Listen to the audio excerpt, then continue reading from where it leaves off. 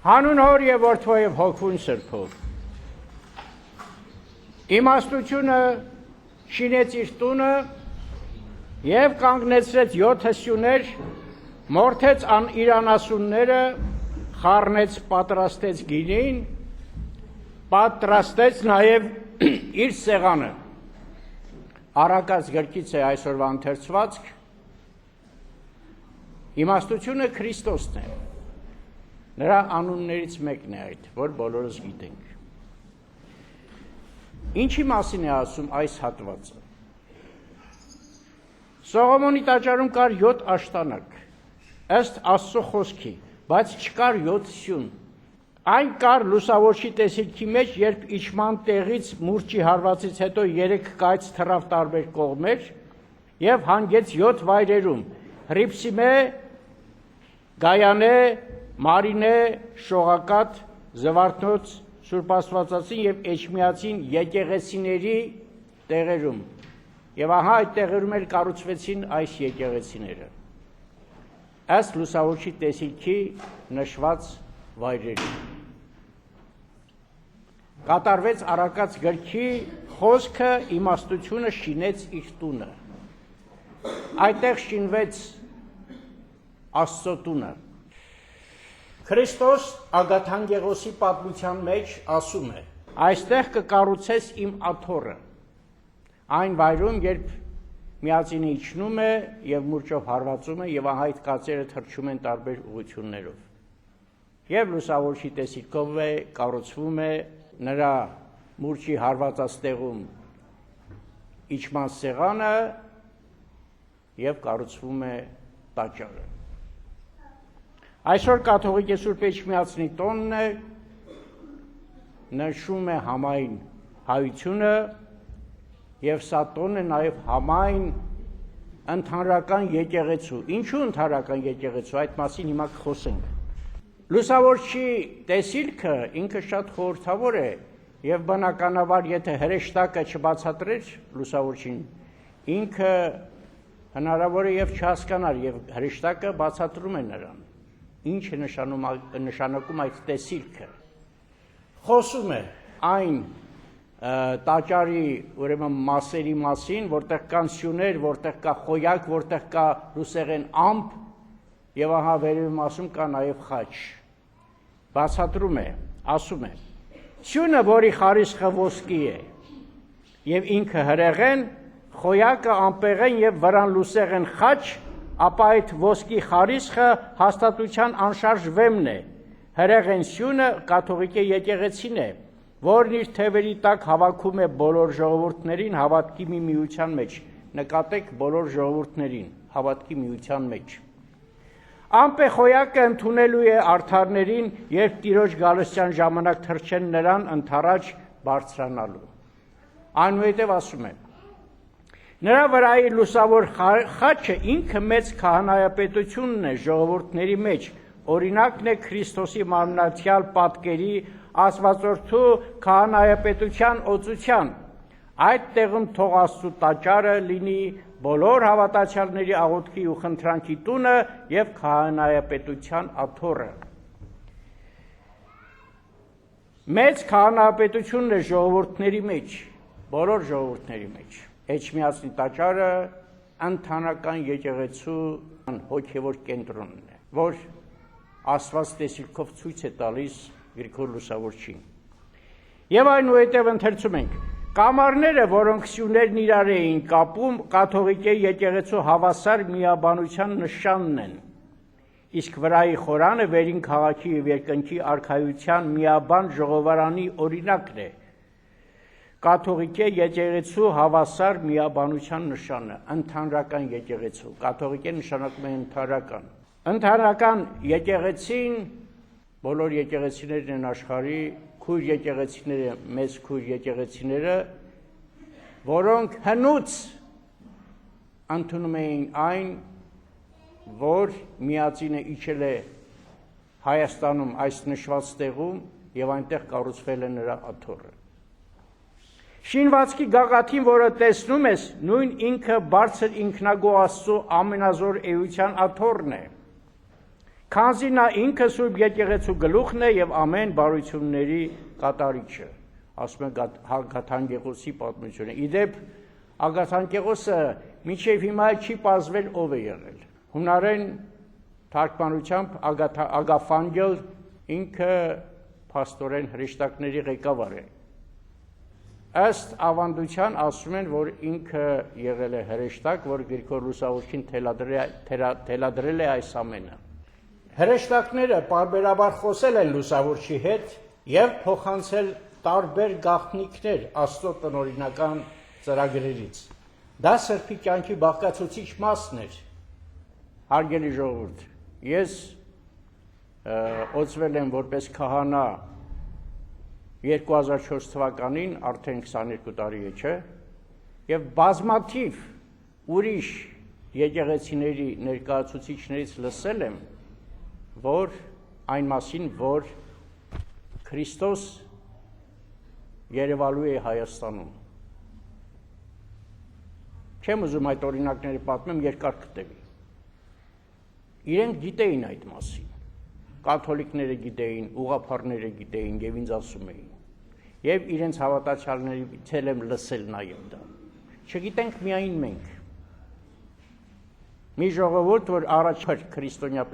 ժողովուրդն է, բայց զբաղված է նրանում, որ նայում է իր գրպանին, ինչքան այնտեղ դրամ ունի, օրվա հացին եւ բացարձակ չի նայում երկինք տեսնի, թե Աստված ինչ է իրեն ցույց տալիս, կամ ինչ ուղեցույց է նա, կամ արդյոք նա խոսում է իր հետ։ Ագաթանկեղոսի պատմությունը հարաբերվում է նաեւ Հովանու հայտնության հետ։ Ինքը ասում է միացնի աթոռը, դա Գառան աթոռն է, որ կա Հովանու հայտնության մի քանի հատվածներում, մասնավորապես 22-րդ գլխում, ասում է Գառան աթոռը, որի մոտ հոսող գետի երկու կողմերում կենաց ծառ կար եւ այդ ծառը ազգերի առողջության համար էր։ Գառան աթոռը գտնվում է Նոր Երուսաղեմի կենտրոնում։ Նոր Երուսաղեմը այն տարածքն է, որտեղ իջնում է Հովանու հայտնության մեջ գրված այդ մասին, որտեղ իջնում է Վերին Երուսաղեմը, միանում հողի հետ եւ դա երկնքի եւ երկրի հատման կետն է, մի տարածք, որտեղ դրախտի արդեն առաջին օղակն է եւ ապրում են այն մարդիկ, որոնք իրենց կամքը հանձնել են Աստծուն, Աստծո կամքով են ապրում, չունեն իրենց մեջ որևէ բան, որ կխանգարի Աստծո կամքին, չունեն թերություն եւ չունեն իրենց մեջ որևէ արատ։ Դա երկրի կենտրոնն է, Նոր Երուսաղեմը, որի մեջ էլ գտնվում նաև Գառան աթոռը, որը գտնվում է Էջմիածնի վանքում եւ որը համայն ընդհանրական եկեղեցու կենտրոնն է։ Աստված Լուսավորչի տեսիքի մեջ խոսում է ընդհանրական եկեղեցու եւ համայն մարդկության մասին։ Սա մենք պետք է իմանանք, ժողովուրդ ջան։ Մենք պետք է իմանանք, որ մենք սովորական տաճար չունենք։ Մենք պետք է իմանանք, որ պատասխանատու ենք այդ տաճարի համար։ Դա մեր հարստությունն է։ Մենք պետք է իմանանք, որ մենք դա չպահենք, Աստված մեզից պահանջելու է։ Հեշտ չի նստի մեզ վրա։ Մենք հեշտ չենք մարսի, եթե այդ տաճարին ինչ-որ բան պատահի, եթե մենք դա կորցնենք։ Աստված Էջմիածին հատուկ նշանակություն է տալիս եւ առաքելություն ողջ աշխարհում։ Իզուր չէ, որ Լուսավորչի գործունեությունից հետո ամբողջ աշխարհում քրիստոնեությունը պետականորեն հաստատվեց։ Դա պատահական բան չի։ Լուսավորչը օրինակն էր, Լուսավորչի գործունեությունը օրինակն էր ամբողջ աշխարհում քրիստոնեության հաստատման։ Եվ մենք քրիստոնյա առաջին պետությունն ենք, առաջ երկիրը, որին ողջ աշխարհը հենց այդպես էլ ընդունում է, քրիստոնյա առաջին երկիր։ Ընթերցեմ նաև Ագաթանկեղոսի պատմությունից մի հատված, որ խոսում է մեր ժողովրդի ճակատագրի մասին։ Նախ հաճախապատում գրքից բերեմ մի նախադասություն, որ Քրիստոս ասում է Գրիգոր Լուսավորչին, որի մասին ես պարբերաբար ասում եմ։ Գրիգոր Լուսավորիչը հարցնում է Աստծուն, ասում է Տեր Աստված, դու չես լքի, չէ՞ այս ժողովրդին։ Եվ Աստված ասում է, ես երբեք չեմ լքի այս ժողովրդին, բայց սուրը եւ սուքը միշտ նրա գլխին կախված են լինելու, որ նա իմ ճանապարհից չշեղվի, չհեռանա։ Ուրեմն մենք ունենք այդ հատկությունը։ Զարմանալի բան է, զարմանալի, որ անհասկանալի է։ Մի ժողովուրդ ըստ էության հեթանոս է, քրիստոնյա չի, բայց Աստված իրեն ընտրել է։ Ինչպես հասկանանք սա։ Դա անհասկանալի բան է, դա գաղտնիք է։ Մեր ժողովրդի ֆենոմենը կարելի է անընդհատ ուսումնասիրել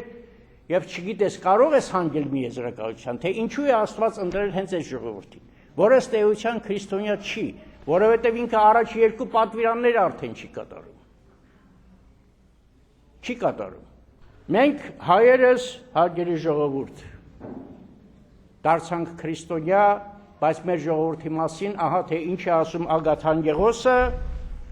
որ ժամանակներ անց տեղի են ունենալու։ Ես կարծում եմ արդեն դա տեղի է ունենում։ Ասում է տեսիլքի մեջ. Տեսա սև գույնի այծերի անթիվ հոտեր, որոնք ջուրն անցնելով ոչխարներ դարձան, իրենց բուրդը փոխվեց ճերմակի եւ նրանց լուսեղեն բուրդը փայլում էր ու ճառագայթները փայլատակում։ Մինչդեռ նորից էին նայում, հոտերը հանկարծակի ծնվեցին ու բազմացան եւ ամեն կողմ լցրին ծնունդները եւ ծնված գառները լուսագեղմ էին։ Հանկարծ այլ ծնունդներ շատացան, բազմացան եւ կեսն ընկնելով գետի ջուրը այն կողմ ելան։ Գառները դարձան գորշ գայլեր եւ գնացին հարձակվեցին հոտերի վրա ու սկսեցին կոտորել եւ արյան ճապաղիկ եղավ։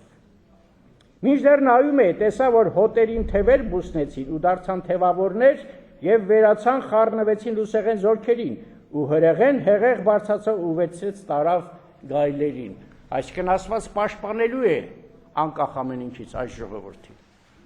Տեսեք Հովհաննես Կոզերն վարդապետը, որ 11-րդ դարի հայտնի վարդապետ էր եւ հայտնատես, հայտնի էր իր հայտնատեսությամբ, ինչ է ասում այդ տեսիլքի մասին։ Նա ասում է. գետը դա Արաքսն է, որի արևելյան կողմը անցավ եւ մկրտվեցին, բայց ժողովրդի մի մասն անցավ հետագայում ջրի արևմտյան մասը, Թուրքիան, եւ դարձավ գորշ գայլեր։ Ես չեմ ուզում ավելին բացատրել։ Կարծում եմ ձեզ համար ամեն ինչ շատ պարզ է։ Սա Հովհաննես Կոզերնի կարծիքն է։ Էջմիածնի տեսիլքը գիտի նաեւ Սատանան, ժողովուրդ ջան, որ Աստծո դեմ պատերազմում է։ Այն պահից ինչ նա գիտի, որ միածինը իջել է այնտեղ եւ գառան աթոռն է այնտեղ, նա ուզում է ոչնչացնել մի ժողովրդի, որի մեջ Քրիստոս հայտնվելու է։ Ինչպես Բեթխեհեմի մանուկների կոտորածով նա ուզում էր կանխել Քրիստոսի ծնունդը, հիմա էլ հայ ժողովրդին կոտորելով ուզում է կանխել Քրիստոսի գալուստը։ Միշտ պետք է հիշել 449 թվականին Արտաշատի ժողովում կազմված նշանաբանը, երբ հայ ժողովուրդը պատասխանում էր Պարսից Հասկեր թագավորի նամակին, իշխանները, հոգևորականները եւ ժողովուրդը միաբանված։ Իրենք ասում են՝ մի ազգ, մի հայրենիք, մի եկեղեցի։ Սա մեր ժողովրդի գոյության գրավականն է։ Սրանով շարժվել է մեր ժողովուրդը դարերի ընթացքում եւ հաղթել, գոյացել, եկել հասել մինչեւ մեր օրերը։ Մի ազգ, մի հայրենիք, մի եկեղեցի։ Ով որ ուրիշ բան է քարոզում, նա սատանայի համախոհն է եւ մեր ժողովրդի եւ քրիստոնեության թշնամին։ Ով մասնատում է մեր ազգը, նա չարից է։ Ով մեր հայրենիքի սուրբ հողի տարածքները տալիս է թշնամուն, նա չարից է։ Ով պայքարում է մեր եկեղեցու դեմ, նա չարից է։ Այլ կերպ չի կարող լինել։